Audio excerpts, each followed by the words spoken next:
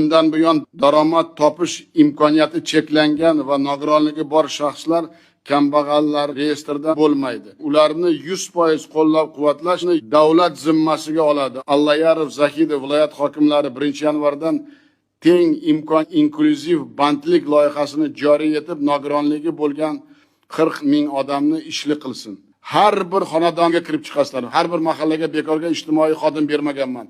Zahidov bandlik jamg'armasidan ularga 30 million so'mgacha foizsiz sud ajratishni yo'lga qo'ysin. Kambag'allikka qayta tushish xavfi mavjud oilalarga ijtimoiy yordam va imtiyozlar saqlab qolinadi. Bunday odamlarga 6 oy mobaynida moddiy yordam va bolalar nafaqasini to'lash davom ettiriladi.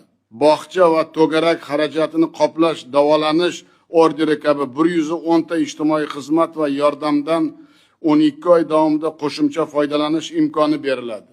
Bundan tashqari og'ir hayotiy vaziyat sababli kambag'allikka tushib qolishi xavfi yuqori bo'lgan oilalarni oldindan aniqlab, ularga manzilli yordam ko'rsatish yo'lga qo'yiladi. Buni Mirziyoyev va Shahnoza o'z nazoratiga olib, viloyat hokimlari bilan har oyda menga yozma hisobot bersin. Har bir odamni uyiga kirib borasizlar. Imkoniyati cheklangan va nogironligi bor shaxslar davlat ko'magida degan tizimni joriy qilasizlar.